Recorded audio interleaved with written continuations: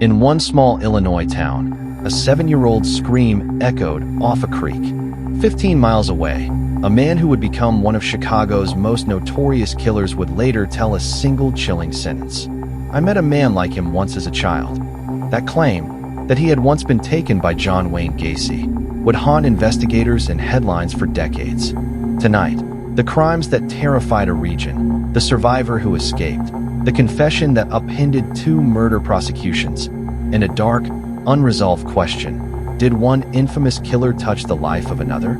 We'll move from the victims and the crimes, through the investigation, into an interview with the man at the center, Brian Dugan. By the end, you'll hear what he said about his childhood encounter, what detectives found, and why some courts never fully closed the book. It was the early 1980s. Chicago's suburbs were changing. New subdivisions, commuter traffic, and the kinds of small-town evenings where kids felt free to ride bikes and neighbors left doors unlocked. But between 1983 and 1985, a man would emerge who preyed on that very freedom. Brian James Dugan, born 1956, convicted of multiple brutal crimes, rapes, kidnappings, and at least 3 murders. Dugan's offenses terrified suburban communities and upended lives, victims, families, and even the judicial system itself.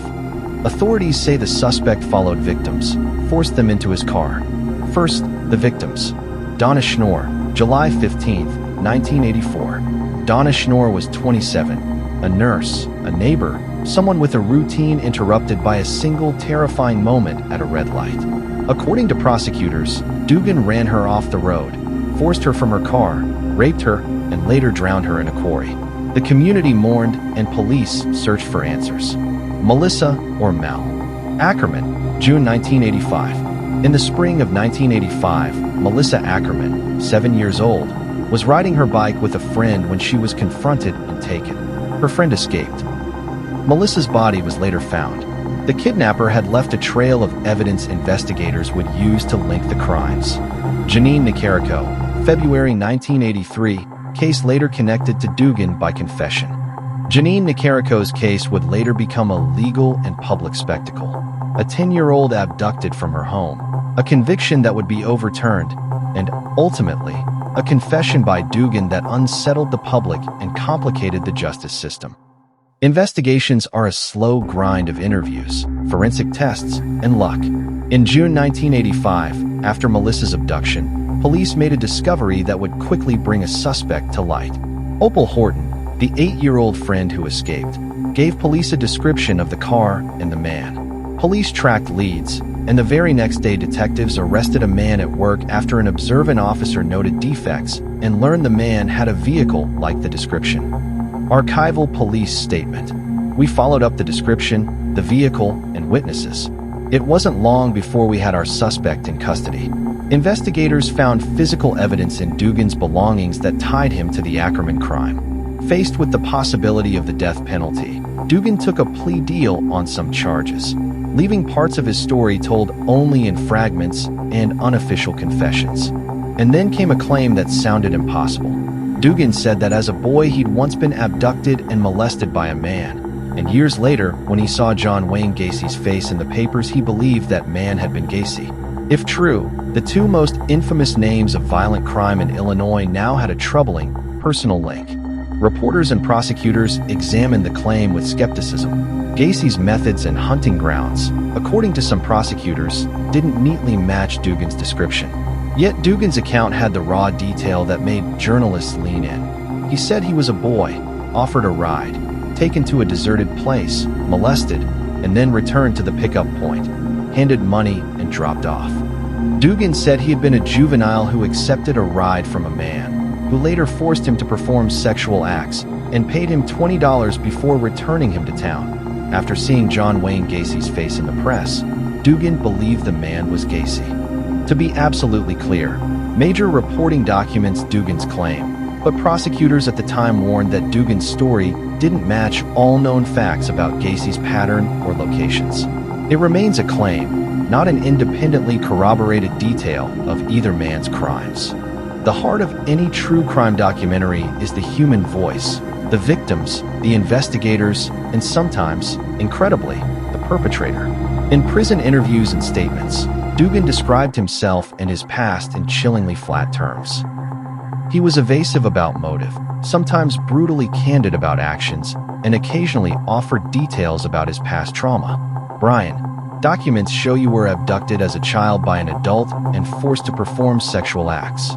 Dugan told interviewers he had been a boy when a stranger picked him up while he was walking to a grocery in Lyle, took him to a secluded place, forced him to perform sexual acts, then drove him back and gave him money before leaving him at the pickup point. After police arrested John Wayne Gacy and his face was printed in newspapers, Dugan said he recognized the man and believed it to be Gacy. Childhood abuse, particularly sexual abuse, is often cited in the histories of offenders. It doesn't excuse criminal behavior, but it's one piece of a complex psychological mosaic. Some abuse survivors become perpetrators, others do not. The relationship between early trauma and later violent behavior is complicated and often mediated by social isolation, substance abuse, and untreated mental health conditions. Dugan's own statements about motive were frequently evasive. At one point he is reported to have said, "It might have been for the sex, but I don't understand why. I wish I knew why I did a lot of things, but I don't." As the cases moved through the legal system, prosecutors, defense attorneys, and the media tangled over what Dugan had done and what he had claimed. Faced with strong evidence in 2 cases, Dugan entered plea bargains to avoid the death penalty. He was sentenced to life. His confession to an earlier murder, the Jeanine Nicarico case from 1983, came under tremendous public scrutiny. 3 men had been convicted in that murder earlier. Their convictions would eventually be overturned amid questions about the investigation. Dugan offered an unofficial confession to Nicarico's killing, but prosecutors initially rejected a plea tied to it, and the case remained one of the many controversies connected to the Nicarico saga. Dugan's confession in Jeanine Nicarico's case raised as many questions as answers. He said he wanted to clear other men who had been convicted, but prosecutors and defense lawyers debated whether his confession was reliable or self-serving. In high-profile crimes, confessions can be complex documents of truth, bargaining, and self-preservation. And then there were the questions about whether Dugan's claim that he had encountered John Wayne Gacy could be verified. Prosecutors who reviewed the account said the story didn't entirely fit Gacy's documented methods or timeline, and there was no direct, independent evidence connecting the two, leaving the claim unresolved in the public record. Behind every headline are people, families who lost daughters, friends who can't forget, and a community forever changed. We would drive past the place where they found Melissa, and it felt physical. You could smell the water, see the trees, and we knew someone had been there with her. Families grieved. Public trust frayed when cases produced contested convictions and confessions that didn't neatly close the story. The region demanded accountability and answers. Some came, some did not. The most dramatic moment in the entire saga didn't happen in a courtroom. It happened when victims' voices were finally matched with evidence, and when a survivor's escape became the turning point. Opal Horton's escape was the break investigators needed. Her description of the car and the man led them to Dugan. That moment, a small child's clarity under terror, ended a rampage that could have continued. "He put me in the car," the survivor said. "I got out of the car when I could."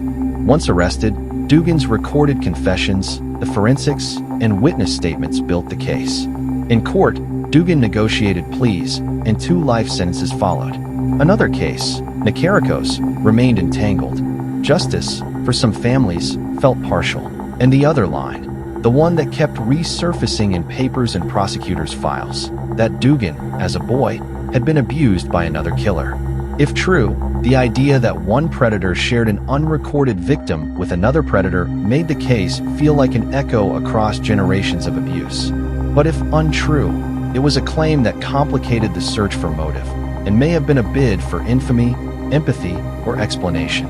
Authorities ultimately were sure enough of Dugan's responsibility for the crimes tied to physical evidence and witness statements. He was convicted and sentenced. But about the Gacy encounter, prosecutors said the story didn't line up completely with what they knew of Gacy's movements, and there was no independent verification, leaving the claim unresolved. Brian Dugan was convicted and given life sentences for the murders to which he pleaded guilty. He spent decades behind bars.